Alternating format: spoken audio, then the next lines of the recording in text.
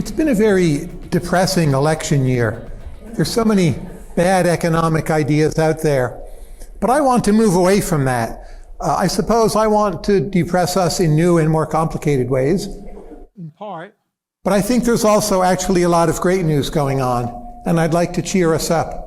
So rather than marching through the various fallacies we hear in the media from candidates, I'd like to think what will be really important economic issues pretty soon that right now maybe are discussed, but they're not quite central or focal or salient. So I think the landscape of debate is going to change radically.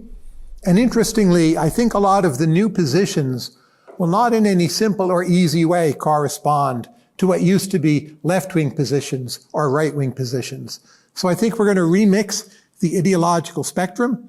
Politics, at least for economists, will become more multidimensional, and it will be more interesting, more complicated, in some ways depressing, but I hope on that actually more optimistic. So let me give a simple example. Nuclear power is making a comeback. In my personal opinion, this is mostly a good thing, but I'm not here to argue that. Nuclear power making a comeback actually remixes the ideological spectrum. So the people I know who tend to favor nuclear power, at least until recently, have been on the right side of the political spectrum.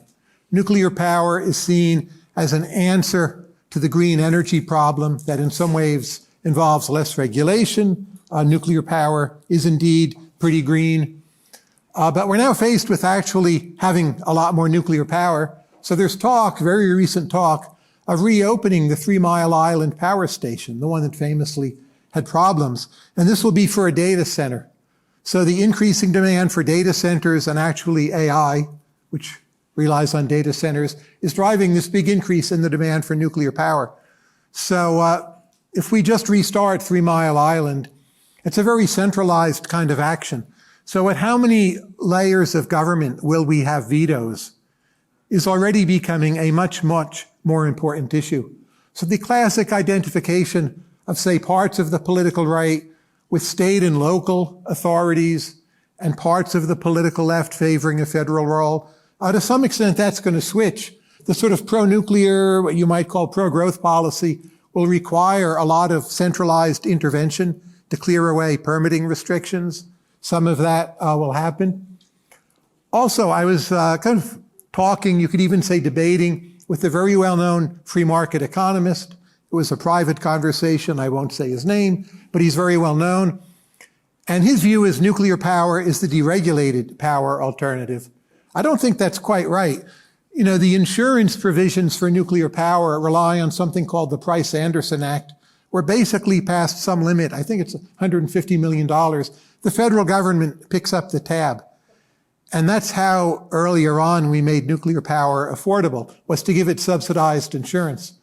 So now we're in this situation where if we start doing more nuclear power, people on the political right are all for subsidized insurance, even if they don't advertise that, or some of them, as in the case of my discussion, they were not aware of that.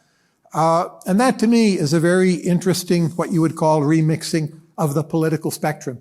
The issue will become more complicated, perhaps in some good ways less ideological, and we will have to think more pragmatically about it. Now, AI has been the theme here. So I'm going to give you some more AI, but I'm not going to say any of the other things the other people said. So AI is going to introduce a lot of new policy debates. And I'm not talking about AI in higher ed for the most part. So for instance, I know some people already, living people, they walk around with a little locket on. It looks like a lucky charm. It records their entire life, including when you speak to them. There's some kind of like little notice on it, which, you know, your glasses have to be really good for you to read it. Some states you need 2-party consent, some states 1-party consent. But there's some people would call it a privacy intrusion. What's also interesting about these little lucky charms, not only do they record everything that happens, but it's searchable. So if you say something you regretted to that person, they can pull it up rather easily, you know, turn it into an MP4, whatever it is they want to do. It's just there. So right now, are in a world where this is possible. There are companies bringing these products to market. The products are not yet at what you would call peak performance, so not many people are buying them. I'm not sure how many people want to buy them, but it will be a thing that the difference between a private conversation and a public conversation will change radically. Because even the possibility that, say, 1 in 100 people has the little Lucky Charms locket will influence your behavior. Partly cancel culture, but also partly you just don't want the whole world to know what you're saying to everyone for any number of reasons. So that, I think, will occasion some kind of legal reaction. I'm not sure what. But if you think, like, what's the right-wing response to that? What's the left-wing response? It's not entirely clear to me to how much do you have a right to privacy. So it used to be there was an older libertarian view. I think Richard Posner expressed it in the 80s. And Posner at the time said, well, once you go out into public, you're just giving away yourself. And tough tiddlywinks, if you release some information unfavorable to you. Oh, you showed up that day and you had a hole in your sock, your shoes weren't clean, like you went out there. That view might have been correct at the time, but I think the greater the reach or kind of sphere of information, the more controversial that view will be, whether you agree with it or not. So if you imagine the little Lucky Charms lockets, well, over time, probably, they'll have more and more sensitive acoustics. So it won't just be the person you're sitting next to at the table. It will be if anyone in this room has a Lucky Charms locket recording everything that's going on. I don't know. To some people, this is a dystopia. One way or another, I think there will be a policy debate about this, and it will be very interesting. Meta, Mark Zuckerberg's company, they're developing some glasses called Orion. I just watched the video 2 days ago. They're not really yet ready. I think they're very impressive. You could call them augmented reality glasses. So if you don't remember people's names, you'll go around, you'll meet people, and in your glasses, you'll see the person's, image, and it will tell you in the glass what the person's name is, or any notes you wanted to make about the person. I think that product is going to work actually spectacularly.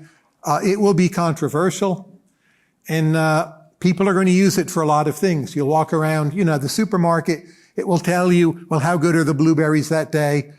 Is that actually a good price or not? Whatever you want to know, you'll just ask your glasses, and it will tell you things. That, too, will make the debate over privacy, I think, just a lot more controversial. And what the correct stances will be. I don't think from simple Econ 101 models, much as I love them, teach them, write about them in my text with Alex Tabarrok, I don't think those models in a simple way will answer the questions of what is the correct thing to do there. With the training of AI models, there are many copyright issues. I've heard a few publishing companies are involved in a few of those. Whatever you think of copyright law, is it a libertarian protection of property rights? Is it a state grant of monopoly privilege? You can frame it either way. But the more powerful AI models are, the more important those decisions will be. How do we enforce and interpret copyright law? Because copyright laws were not written for AI. We might either change them or we might just accept what they might imply for AI. But that will just be a very important decision, because higher economic value of AI, we know as economists, means potentially a higher economic value for the inputs into AI, at least if those inputs have enforceable property rights. So many, many things will either fall a lot or rise a lot in value, including music. We just don't know what yet. I visited a company called Suno.com. It's online. Go there. It's fun. You can make your own music. You just tell it, oh, I want bossa nova, but sung in Polish and with a rap beat. And you know what it gets you? Bossa nova sung in Polish with a rap beat. It's getting better all the time. It's already pretty popular, actually. But 2-3 years from now, it will be much better yet, like a lot of AI. And then, too, there are copyright questions and lawsuits and so on and so on. So I just think so many policy debates will be transformed by AI. I think also surveillance, which clearly has been an issue for a while, especially in China. If you go to the UK, the number of closed-circuit television cameras is extreme. You're basically being filmed most of the time, whether you like it or not. I think there's two equilibria here. One is the one Peter Thiel had in mind, where Peter says, well, AI may give us some kind of Chinese semi-totalitarian outcome. It's not actually what I expect. I think there's an alternate equilibria, which for the United States might be what happens, and that is because AI can be so powerful for surveillance, people will rebel against that and just ban a lot of surveillance. So in the future, you'll have a device, right now you'd call it an iPhone. The future iPhone, its operating system will be AI. That device might in some way be regulated. That device could really keep track of, say, your sports gambling and 47 other different things you do. It's possible Americans hate that. And in a sense, we end up in an equilibrium. You could almost say it's like, quote unquote, too libertarian. People are so afraid of being surveilled. There'll be all kinds of regulation they just won't let in the door, precisely because AI can be so good at surveillance. But the debate over surveillance will heat up just because a lot more of it will be possible. So that too will be a big change. And again, how that maps into right-wing, left-wing positions, I don't think is so self-evident, really. I think another issue, I mean, this is clearly in the economics literature. It's won a Nobel Prize, Jean Tirole. But that is procurement will become much, much more important as a topic, as a practical topic, but also as a research topic. So here's a very simple way to think about AI. The government can't really do it. If you just look at the AI labs, they act very rapidly. They respond rapidly to changes. The salaries there are very high. You could be a top researcher. I don't mean a CEO or a manager, but just a top researcher and earn quite a few $1 million a year, plus options. Government is just not going to be able to act that way. Yet government supplies services, information, data. That's most of what government does more and more. Some of it is physical manufacturing of military goods. But if you think of government as a services provider par excellence, it will need AI, not to be totally antiquated, but it won't have its own AI. And I think what was already a trend for government to rely more on the private sector will be radically accelerated. So there will be this extreme, you could call it a quasi-privatization of governmental functions. And the word privatization, it's more ideologically laden than the concept I wish to communicate, but that's the word we have. But if government wants to use, say, AI to run Medicare, Medicaid, Social Security better, they will go to a major AI company, and over time the AI will be more and more of the value added.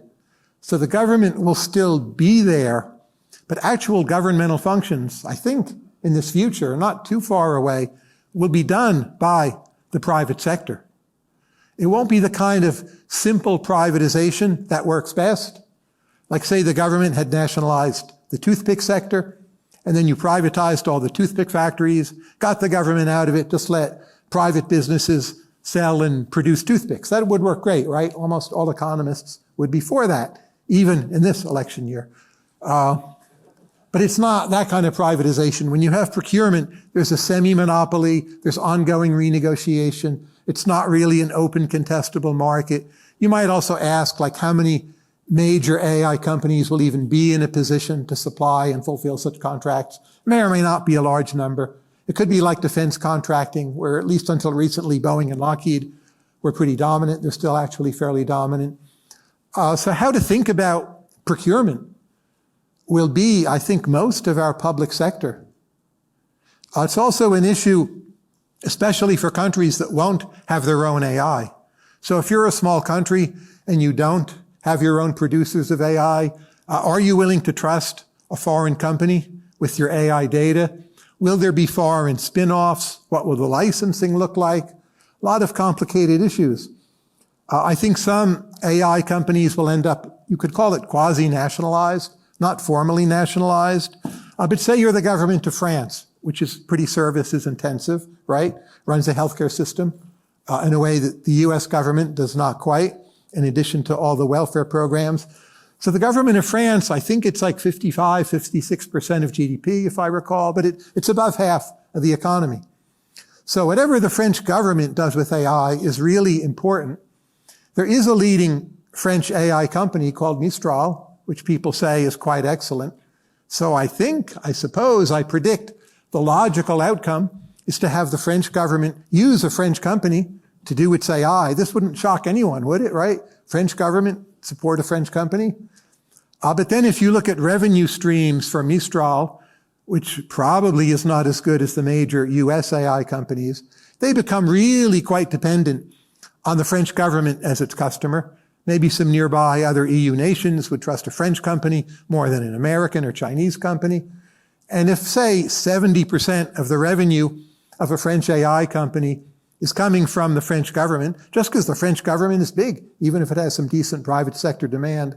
Again, it's not quite right to say that company is nationalized, but it becomes this weird mixed public-private entity that will be very interesting, will be very complicated. How free should that company be? Should it be regulated? Should it all be done by contract? Well, in some cases, countries just outright nationalize their AI companies. I'm not sure, but a whole new set of issues in regulation and ownership policy. I think in the US, what we're doing so far is just a lot more. It's sometimes called soft regulation. So we have not, at least yet, we'll see what California does, passed a major regulatory act about AI. But in fact, the government shows up and asks what's going on, and companies, government together have an incentive so that no one gets too upset, because whatever we do or don't do, there's always the threat of regulation or regulation the companies don't like. That doesn't go away. When AI is changing, improving very rapidly, it's very hard to regulate it well. So I think we'll semi-regulate it with a lot of discretion. Governments will show up at their AI companies, ask a lot of questions, be given a lot of information preemptively. There'll be some kind of game theoretic back and forth. You can't quite call it regulation. In many ways, it will act like regulation. This somewhat exists today, but I just think it will be a lot more important. We already have newer companies in the defense establishment. I'm thinking especially of Palantir, Anduril. They're really important, even though they're relatively small by some measures. What they provide is super important. They're very innovative. It's things our government could not do. A lot of it is using AI to develop advanced military technologies. US government is hardly their only customer, but they too, you could think of a lot of what they do as falling under this model.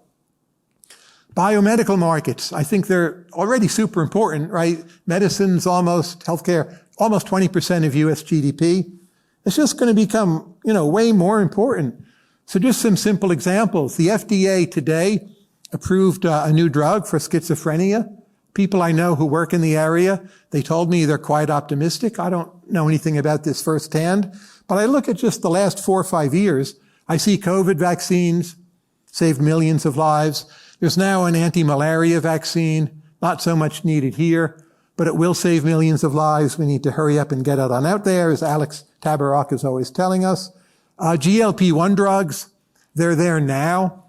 Obesity was America's #1 health problem. Basically, they work. Few percent of people have side effects that are too strong. But our #1 problem, we fixed it with a miracle. It happened. This is not hypothetical. There's plenty of progress against cancer on the immunological front, possibly on the vaccine front. A lot of progress in the works against dengue. People tell me the mRNA vaccine against HIV/AIDS, which has killed 35 million people worldwide, that's probably going to work, within the next few years. So that's like a 5-year run that is just unbelievable. And a lot of it comes from taking the power of computation, and to a lesser extent, power of AI, sort of an ill-defined thing anyway, and applying it to biology. So it would be weird if all that was over. So I think most likely just drug pricing will be a huge issue. Governments are involved in the healthcare systems of, every wealthy country around the world. So if it's Medicare, Medicaid, or nationalized health systems, what price should they pay for all these drugs? Where will they get the money? We economists understand supply is elastic, so you don't want to just drive the price down. But there is a budget constraint. You can't just pay infinity for each and every drug, or even one of them. So if you want to pay less, are you hard-nosed fiscal conservative, or are you a socialist advocate of price controls, or are you both? This is already a big debate. Someone calculated that rough calculation, of all the people in America who should be taking, Wegovy and Ozempic, the GLP-1 drugs, all the people who should be taking them or taking them, and the government paid for it, it would be about equal to the current cost of Medicare, which would not fit into a 10-year CBO projection very well, I think. So again, whatever you think should happen, not a simple issue, in some ways runs crosswise against simple left-right wing distinctions. We're faced with it now, essentially. This is not science fiction. These drugs exist now. Their label price is like $12,000 a year. Almost everyone can get a coupon discount, pay about $6,000 a year. The compounded versions, which may or may not be worse, cost $3,000 a year. Lilly just lowered its price from $6K to, I think, $4.5K. Everything very much in flux. But with so much in the pipeline, just these prices, whatever they should be, they really, really matter. Clinical trials, which has been a big issue for people in health for a long time. But I don't know of a huge economic literature on how clinical trials should be run, what we can do to better encourage clinical trials. But the more drugs or remedies or devices or vaccines you have in the works, the more it matters how good is your system of clinical trials. And maybe the worst part of the US healthcare system is not necessarily things you hear about all the time, which are often bad, but simply our system of clinical trials is terrible and slow and incredibly costly, and we somehow need to fix it. So maybe that should in some ways be the number one issue today. It's very far from the number one issue. It's very hard to fix because clinical trials often cost a lot. You have a lot of discrete points of slowing down and obstacles. Some come from universities, some come from research labs. They come from different levels of government, federal, but not only. And my goodness, how do you unpack that and get to a better, quicker, but still safe system of clinical trials? Massive, massive issue. I hope that comes to the forefront. It certainly ought to.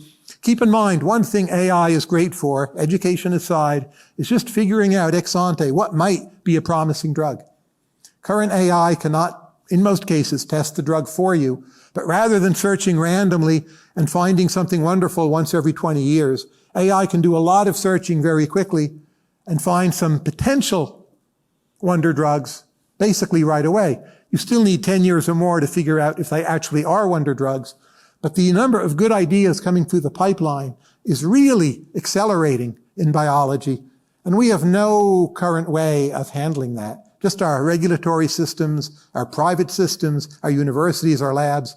Pretty quickly, I think, will be overloaded, but super high potential returns there if we can figure out a way of dealing with all of it.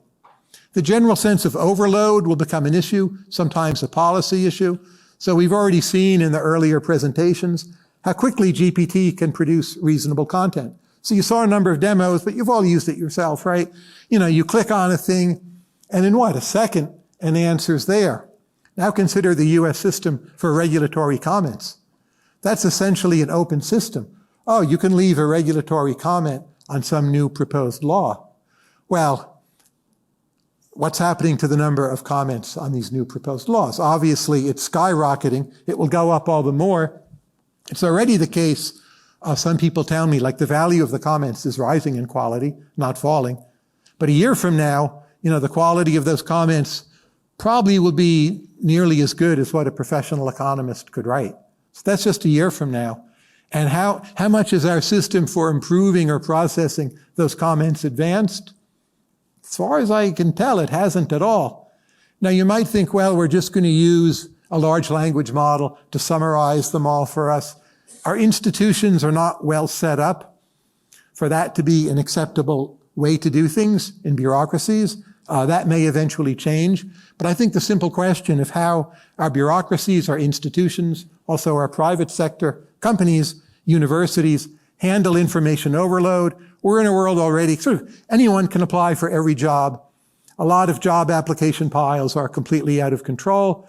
This increases the value of who it is that you know, the value of networking. Like A, it may not be fair. B, it may not in every way be efficient. C, in some ways, it may violate laws.